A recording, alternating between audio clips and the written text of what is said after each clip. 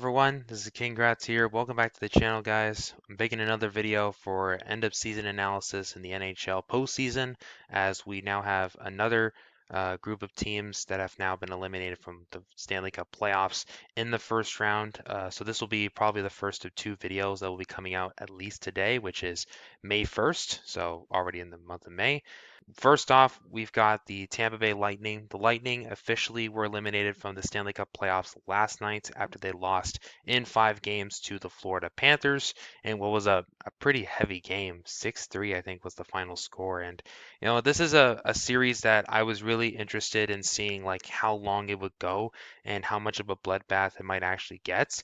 And I was kind of a little bit disappointed, but let's go through this series and let's see what exactly went wrong for Tampa Bay and why the Lightning were eliminated in the postseason in such an early fashion. Before I get into it, guys, if you enjoy this type of content, please don't forget to like, subscribe to the channel for more content if you like this one, and please spread the word. I would appreciate all your supports. And let's get into it. So, starting off with Tampa, going into this series, I really thought that they probably might be the big team to come out of the Eastern Conference, especially from an Atlantic division that probably had a lot more parity to it than compared to previous years. We saw the Panthers may have been suffering from that Stanley Cup hangover, and they finished third in the division in the Atlantic. The Leafs somehow won the Atlantic division, which was obviously surprising, I think, for everyone. And at the same time, the Metro didn't seem like a division that might be super strong, even though you've got a Capitals team that's been very good, a Hurricanes team that's always been a sleeper pick for a Stanley Cup every year. But for Tampa, I really thought that they would go far this year. And unfortunately, my entire bracket's now bust, but oh well. This series was really an interesting tale. I think the real question was really who was going to be able to get under the other opponent's skin and who exactly would have the greatest impact in that regard. The Panthers in this series did a very good job in really burning the Lightning early, and their defensive structure really kind of kept them to the outside. If you see by this graphic here, Tampa was really limited in actually getting to the front of the nets. They did get some high danger shots, but they a lot of the shots were mostly to the outside, like to the point area near the blue line, or more towards like the side of the boards going into the corners.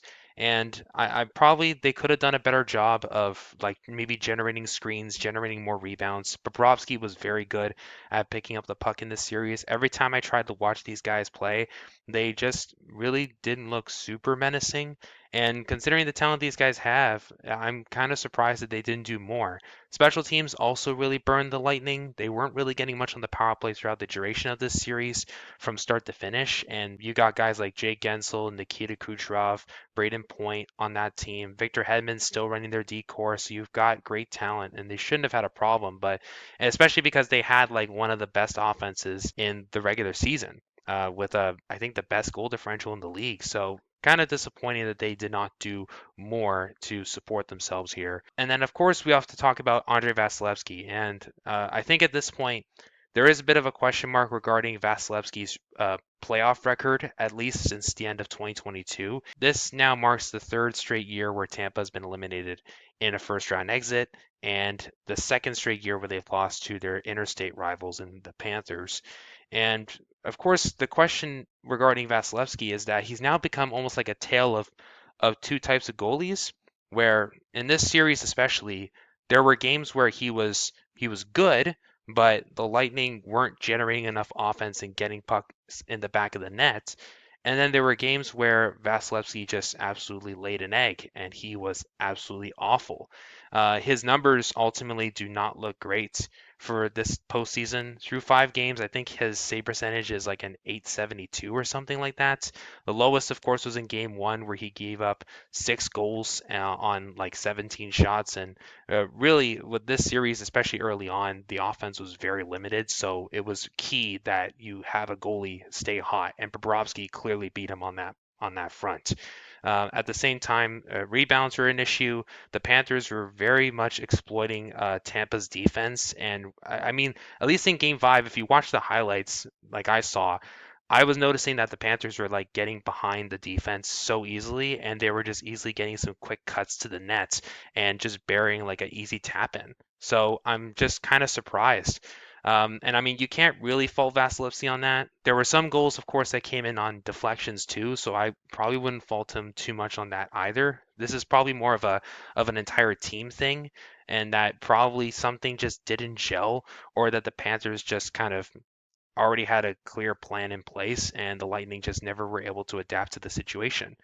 That's probably the best I can chalk it up to. Um, but seriously, if Vasilevsky was probably more like who he was a couple years ago, and then this would have been probably more of a goalie duel for the entire series, and this probably would have been lengthened out closer to 7 games.